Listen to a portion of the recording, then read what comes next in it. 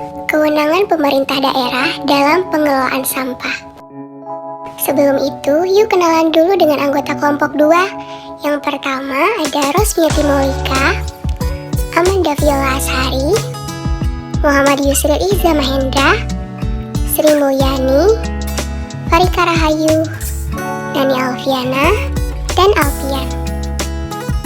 Perlindungan dan pengelolaan lingkungan hidup sebagaimana diatur dalam Pasal 1 Angka 2 Undang-Undang Nomor 32 Tahun 2009 tentang Perlindungan dan Pengelolaan Lingkungan Hidup UU PPLH adalah upaya sistematis dan terpadu yang dilakukan untuk melestarikan fungsi lingkungan hidup dan mencegah terjadinya pencemaran atau kerusakan lingkungan hidup yang meliputi sampai perencanaan, pemanfaatan, pengendalian, serta pemeliharaan, pengawasan, dan penegakan hukum.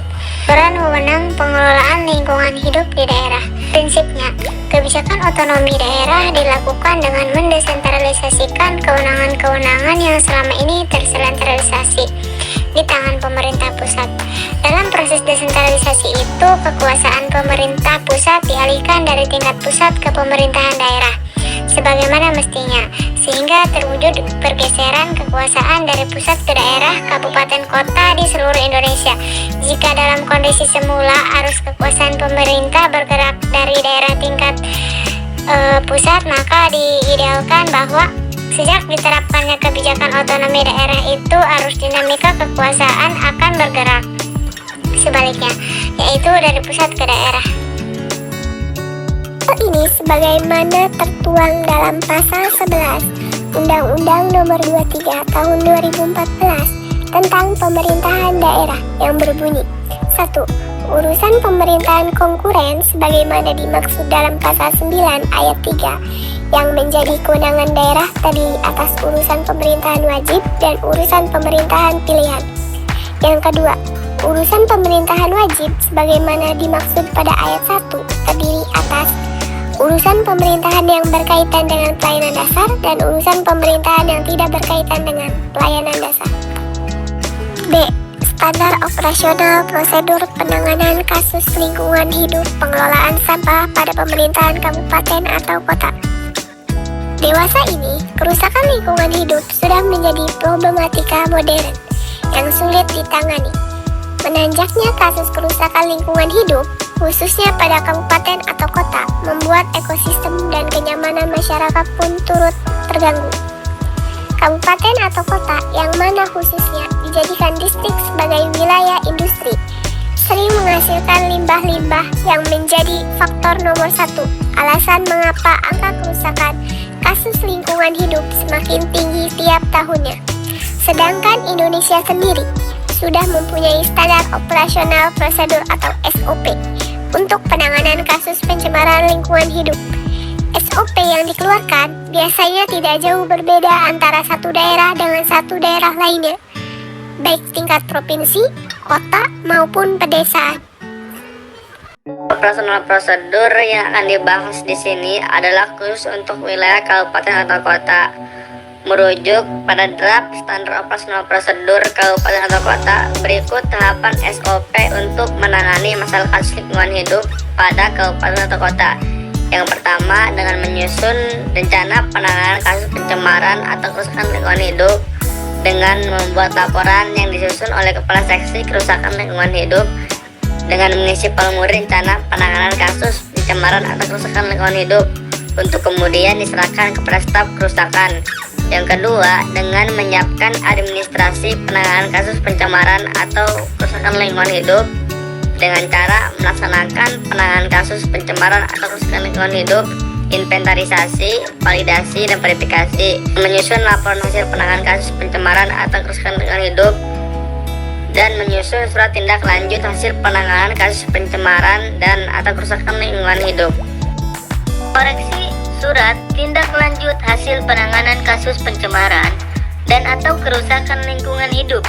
Yang kedua, menandatangani surat tindak lanjut hasil penanganan kasus pencemaran dan atau kerusakan lingkungan hidup. Yang ketiga, mengarsipkan dan meneruskan surat tindak lanjut hasil penanganan kasus pencemaran dan atau kerusakan lingkungan hidup ke alamat yang dituju. Pemetaan kewenangan pemerintah daerah dalam pengelolaan sampah bersumber pada Undang-Undang Nomor 18 Tahun 2008 tentang pengelolaan sampah. Dalam penerapannya, dua kewenangan yang paling perlu mendapat perhatian adalah terkait dengan penetapan kebijakan dan strategi pengelolaan sampah serta pelaksanaan pengelolaan sampah berdasarkan norma, standar, prosedur, dan kriteria NSPK. Undang-Undang Pengelolaan Sampah menentukan bahwa penetapan kebijakan dan strategi pengelolaan sampah nasional merupakan kewenangan pemerintah pusat.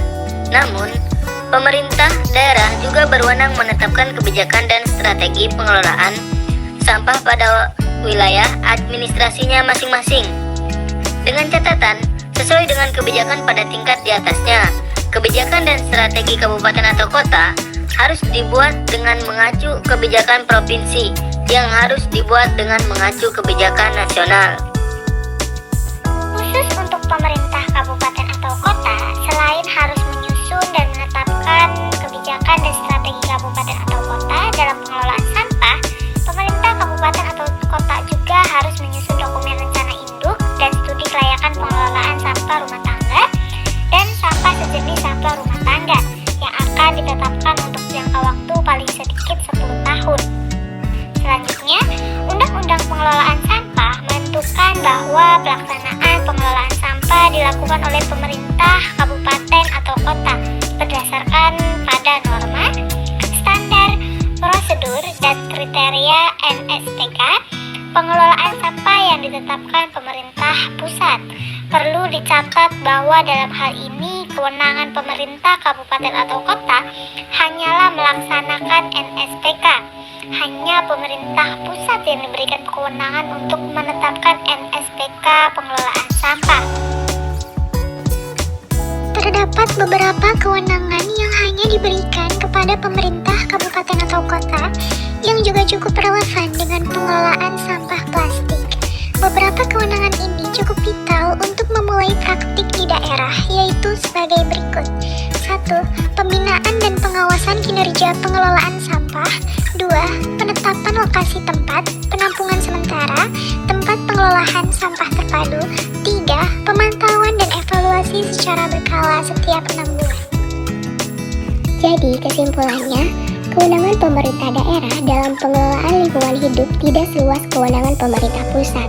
Meskipun begitu, dalam kenyataannya, pemerintah daerah kota atau kabupaten lebih bisa mengkontrol lingkungan daerah karena diberikan wewenang-wewenang spesifik yang khusus untuk mengatur daerahnya.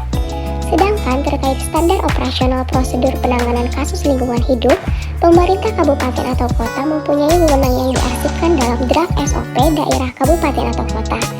Dalam hal ini, pemerintah kabupaten atau kota menyusun kasus kerusakan lingkungan hidup, baik meliputi masalah sampah maupun kasus lainnya, untuk kemudian dimasukkan dalam rancangan draft penyelesaian kasus lewat SOP tersebut.